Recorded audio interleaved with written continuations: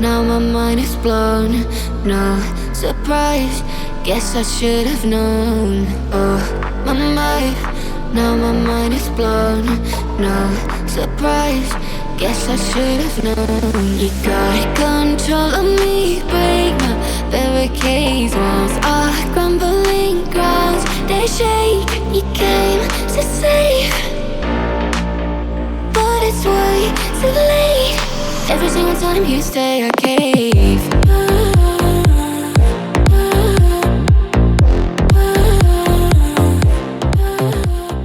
Hello and welcome to another episode of Neurodivergent News, resources for living in a quote and unquote normal world, where we are redefining what it means to be neurodivergent.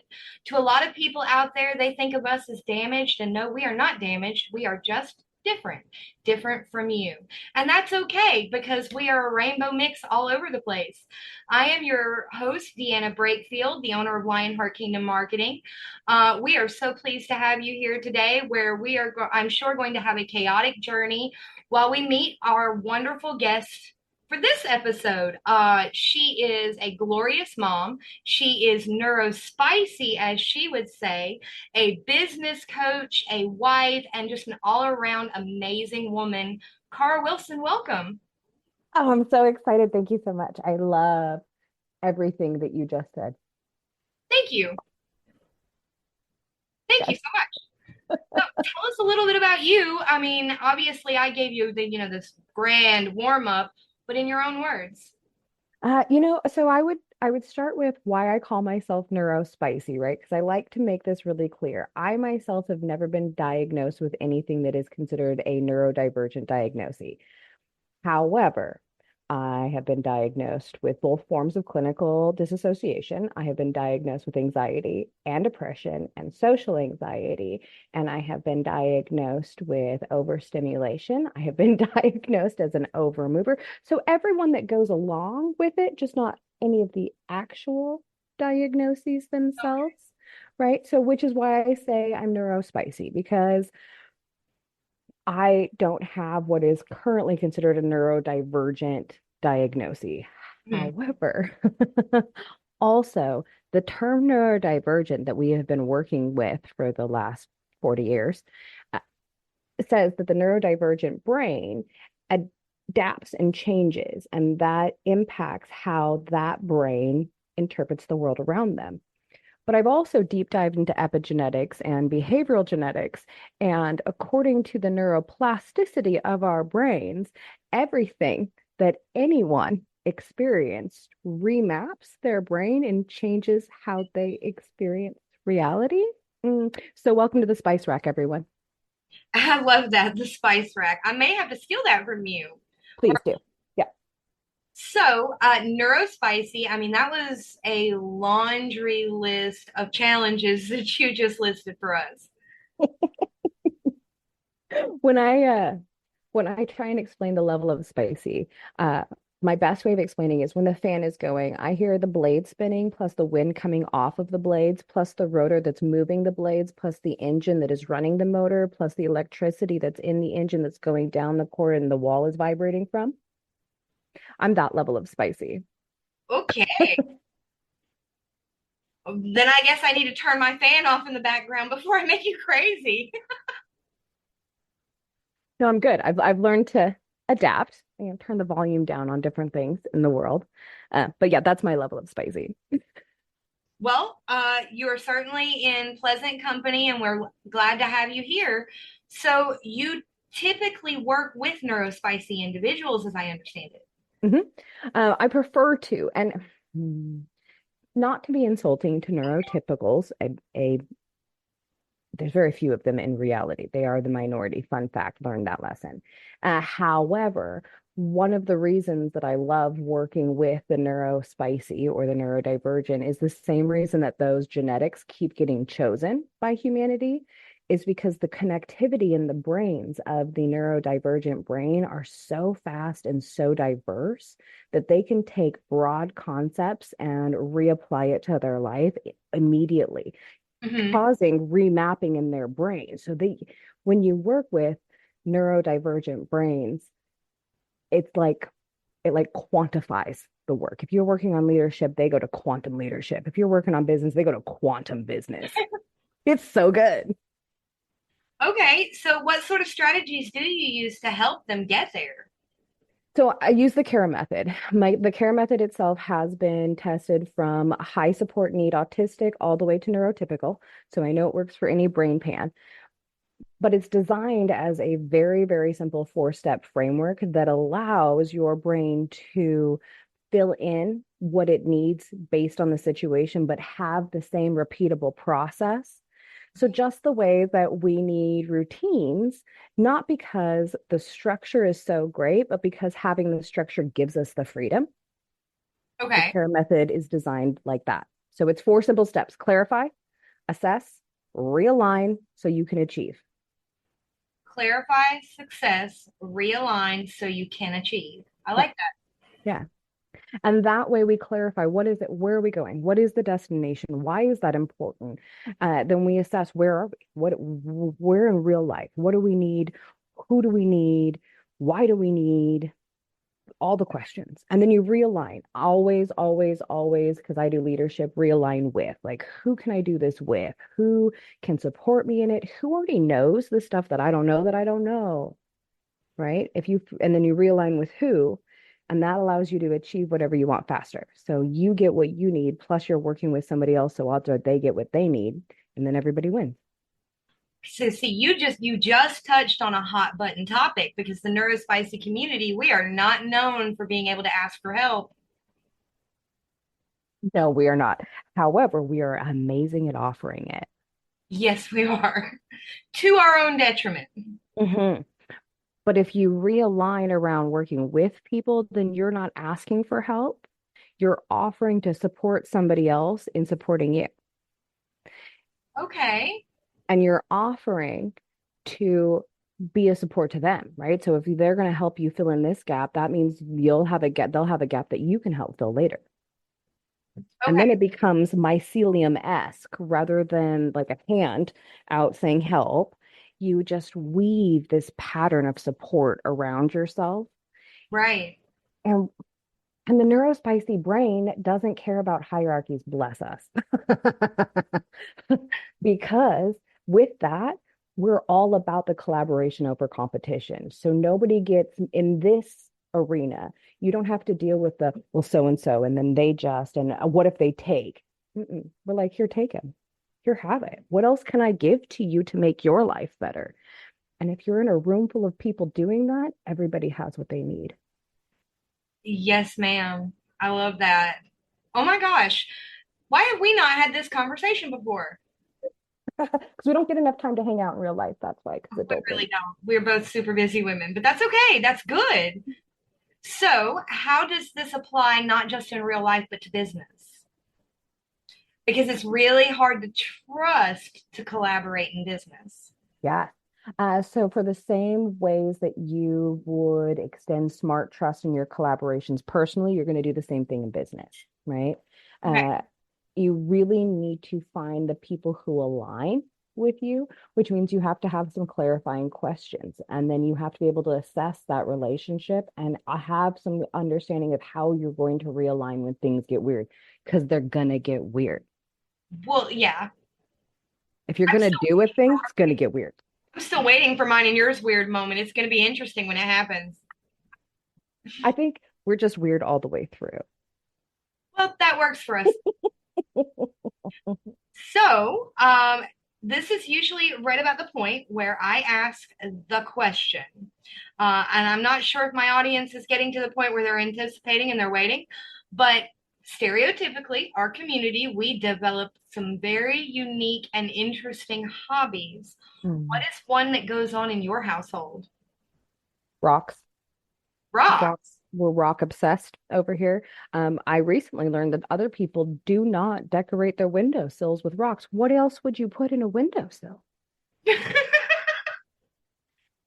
not sure I put anything in mine. What? When there's a spot for a rock? So is it just like rocks or is there something specific about them? Mm, So, each of us has their own kind of favorite sort of rocks. I like little egg-shaped ones. I really love white egg-shaped ones or like worrystone shaped colorful ones. Like, so I'm out there looking for like the green rock and the red rock and the purple rocks, and I'm looking for the colors or white little eggs. My husband likes stripes. Like he's super, like he's always looking for some cool stripes. Or if they are agate, can he catch the light through them? Then it goes in a pocket. Yeah. My son likes shapes. He's really into like if they have a funny angle to them so that they like sit funny. He likes those. So it sounds like there are lots of collection places for interesting rocks. So many rocks in our life. And we will literally go on walks just so we can have new pockets full of rocks. Speaking of tiny humans. Yes, there is. For those of you that can't see it, a tiny human just ran behind me on the screen. She just woke up from her nap, so hopefully we won't get attacked with a sonic whale. Um, I know you have kids. I know you know the sonic whale, Oh yeah. the one that As rambles soon as your he said entire that, I looked over and was like, oh no, he's still asleep. We're fine. brain. Okay, tell Because me, yes, that's a thing. it really is. So, do you have the privilege of raising neurospicy children? Oh, absolutely. And while I have, and he doesn't have a diagnosis either, um, we'll let him decide if that's an important thing for him. But what I have recently learned this year, I went to our family reunion and I discovered that more than half of my family has an autistic diagnosis. Oh wow. More than half. I walked in and I was like, oh, we're all spicy. And then my cousin was like, yeah, I got a diagnosis. My other cousin was like, yeah, I do. My aunt was like, half of us do. And I was like, wait, who here has been diagnosed? Why are we not talking about this more often? How is this the first that I am hearing about this after 40 years of hanging out with you people?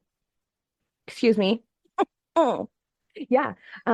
So what I came to understand is the reason that I present neurotypical very often. Neurotypicals are like, well, you're neurotypical. I'm like, that's that's cute that you think that.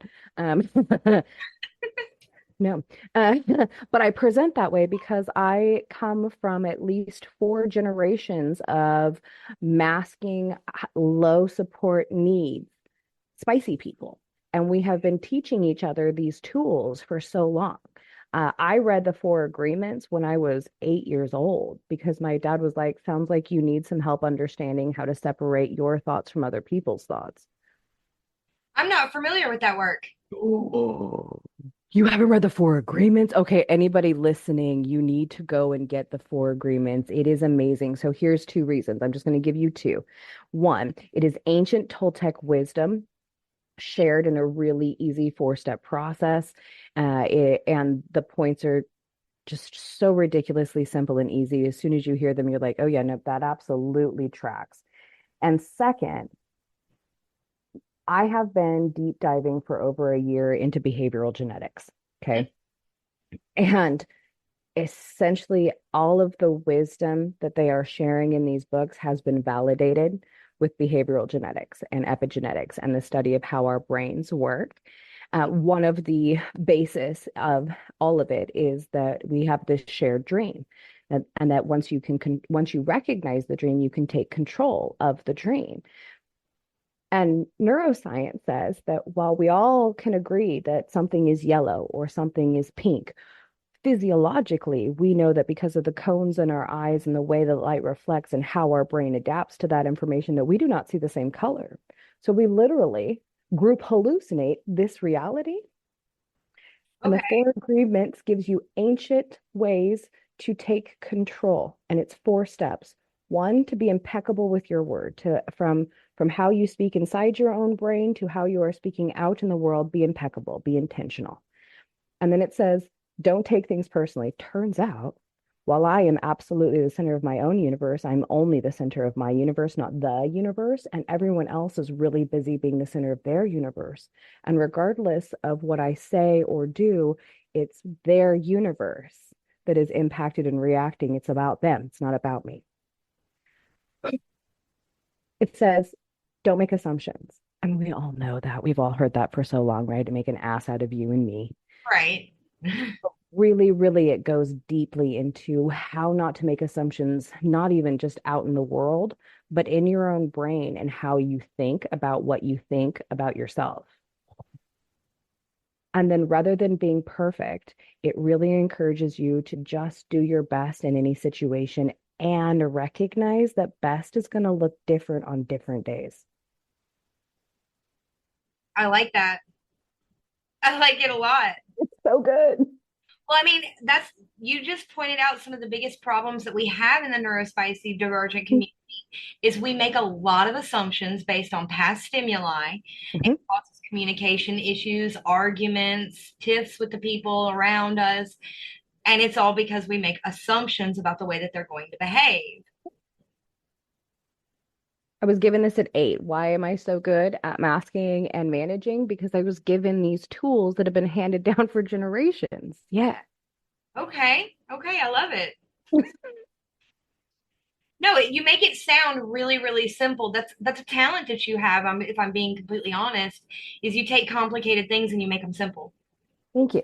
My BS, my belief system is they are simple. Most things in life are ridiculously simple, but we're not. Hmm. And we like to complicate things. Okay. So And what me would too. you say if I said simple doesn't mean easy? Oh, 100%. Simple is not easy. Quite to the contrary, the hardest part of simple is doing the simple thing over and over again. And this gets us to why have we built an entire society around neurotypicals when tangibly and factually and statistically they are the major minority on the planet? Because they can get up and do the same thing every day. When they know they need to do something, they just go do it. What is that even like? I don't know. I have to have three reminders and a pep talk Alarm. to get Yes. Like, and I know how good it's going to feel when it's done. I know how simple it's going to be to do. It's probably only going to take me 5 minutes. So why does it take me 45 to get to that five? Yeah. there. Hmm. So of course you want to build a society around people who do not struggle with that because they're literally keeping society going with that simple behavior of going forward every day. But since we like to complicate things, we are literally designed to be the innovators of society. Hmm. But they hide us and we're ashamed of them. Or they're ashamed of us. I said that wrong. Well, and I think that goes very clearly to not understanding, right? If they are so used to doing the same thing over and over again, and the human brain is designed to lean into that for safety and survival tech ways, right? Like that's literally why things that are different freak our brain out because our brain is like, I don't understand this, I don't know this, what do I do with this? Hmm. And it goes into a little tantrum mode before you're like, okay, okay, calm down. We've done new before. This is not our first rodeo. And when we lean into that, when we allow ourselves to have both the simple and the complex, things are easier. But that freaks people out. And because we haven't had language to explain it, we have no way of telling them. That is why the work of Temple Grandin is so massively game changing in the community because suddenly we had somebody who was diagnosed as a high support. This kid's never going to talk. This is never how this is going to be. And she stands on stage and can articulate these experiences because we are now generations into this being a reality and we have language and we have conversation and we can say, no, the spinning is actually helping slow my world down. No, the stemming is so that I can be still. No, this is not because of you doing anything wrong. This is just a thing that my existence needs. Well, I mean, what the audience can't see is that you talk with your hands a Oh, lot. so That's much. part of your stimming. I'm playing with a paperclip off camera that I'm mutilating because it keeps me still and allows me to Yeah, focus on the conversation. yes. And it allows people, because we now have language for it, we are now getting to the point where we can make those accommodations. And when you make, unlike cultural accommodations, when you make the neuro accommodations, it impacts way more than just a group of people. You make one concession, you change the lights, and instead of having those horrible flickering ones that we've been dealing with since the 80s, and you put in like normal lights that just exist, not only do the neurospicy brains settle down, but literally all of the brains in the space are like, oh, wow, I didn't even know that that was distracting me. That has not been my experience, but then again, you're out in the world a lot more than I am. I'm very isolated here in Alabama. And location, location, location. Of course, that's still a huge factor. But I get to work with larger companies, and this is statistically what we are seeing across the board. When they have to make an adaptation for one person, it makes it that much easier for everyone else consistently because the distractions are. And a more neurotypical brain has gotten really good at blocking them. But when you remove that, even their brains can function better. So, you are an absolute fount of information and wisdom and entertainment. Do you have any projects going on or anything that we need to be aware of that's coming up? Yeah, yes, yes. I have one that I'm super, super, super excited. And I don't know when this goes out. The last day that you can get into this event for the Alpha price is on the first Friday of November, 2024. Oh, well, that's perfect because your episode is airing on Halloween. So, Okay, so everyone listening, this is your last chance to go get in at the Alpha price. You definitely want to do this. One of the things that I have gotten to do is dive really deep with a geneticist into behavioral genetics. And because of that, we have created a genetic harmony course. I partnered with a nurse practitioner and two other coaches, and we deep dived into the genetics of this. And and as a spicy person, actually, I think all four of us are spicy, so that probably is why it aligns so well in this space. But one of the things that we discovered is this behavioral genetics work is the tangible, intentional remapping of the brain. And since the neurospicy brain is so good at making so many fast connections and building those neural pathways, the information in this really lets you take control of your brain, and not just your brain, guys. It allows you to take control of your brain to the point where it's going to impact your DNA for yourself and future generations and has a ripple effect in real time. okay. I don't even like I wish I could just give you the entire course right here verbally, but essentially what it is training through repetition Mhm. your brain to recognize that while genetically these things are predispositions, they are not deterministic. And your actions play a massive role. We've always talked about nature versus nurture, but all the new science in the last decade is like, oh, nature that you nurture. Oh, okay. Like the old um indigenous stories, right? Around there are two wolves inside of you, one who is for your better best and one is for your most worst. Which one wins? The one you feed. Turns out that's just neuroscience for think good thoughts, and you can impact that genetically. What? It's really that simple. Like I know I have a tendency to simplify things, but it really is that simple. And we have created a 6-week course to build those pathways into your brain. So at the end of it, you're already on that path. All right. So, you're going to send me all of those links so I can include it in the blog post. Yes. Yes, yes. And you can go Amazing. to geneticedgecoaching.com. GeneticEdgeCoaching.com. Yes. Perfect. So, if they are interested in finding out more information about you, ma'am, how can they find you? I am very accessible. I think you can look up Cara Jean Wilson on almost any of the socials, and I am there. The easiest way is to email me at Jean at Taking Care of Business, or, and I'm just going to put this right out there, text me at 509-845-0800. Please do not call. I am spicy. I don't want to talk on the phone. But feel free to text me. Okay. Feel free. But okay, so now that you just accidentally started another debate, are you the one that lives next to your phone and answers text messages within 10 minutes, or the one that forgets to text you back for 6 months? Yes.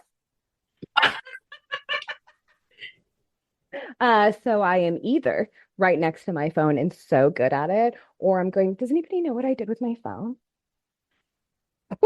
Okay, so gotcha. You're the one that loses your phone and your keys and your glasses if they're not on your face. Yeah, yeah, yeah. They all have homes, and if they're not in their home, well, then where are they? They vanished. They walked away. They got legs. We'll Yes, find them eventually. yes. The most common phrase at my wedding when I asked all of the participants was, what did the bride say the most? And then the unanimous answer was, anybody know where my phone is? So provided I am paying attention to my phone, I'm great. But as soon as there are distractions, I'm distracted. Well, do you have any last thoughts for the audience so I can distract you? Yes. Okay. So when I found out that I was on the neurospicy side, that tracked for me. I was like, yeah, nope, that totally makes sense. I've been living in my own universe since the dawn of time. So yes, but explain neurotypical because either I don't hang out with them or I don't know any. Who are these unicorns? And I had this question so hard, I went and asked 26 different therapists and I got a unified answer, which literally has never happened on any of the other questions I have asked. So I like to share this specifically with this neurospicy. So since humanity is a rainbow spectrum, if you imagine a rainbow, the three people, statistically speaking, based on the population density right now, the three people standing at the very top of the rainbow, those are our neurotypicals. There's probably three on the planet right now. And from there, we just get spicier and spicier and spicier. And the bottom 20% of the rainbow down towards the clouds, that's where we get the diagnoses. That's where autism, ADHD, ADD, all of that lives down in that space. So between the three and the 20th percentile, we're all just a little spicy. I love it. I love it. I love that alliteration. It's beautiful. That's where the spice rack came from. Welcome to the spice rack. We're all on the rainbow. All right. Well, thank you so much for taking the time to sit with me today. This has been amazing. I've loved it. Yeah, you're amazing. I appreciate you so much. I love that you are holding this space for us. Thank you. Well, you are always welcome to come back with us whenever you have something new or interesting or exciting going on. You just let me know and I will have you back. This has been another episode of Neurodivergent News. We have had the amazing Cara, because it's taking Cara business. Right, the amazing Cara on. So yay, you just got to see my spicy again. We will see you all same time, same day next week. Have a glorious and wonderful day. You got control of me, break my barricades, walls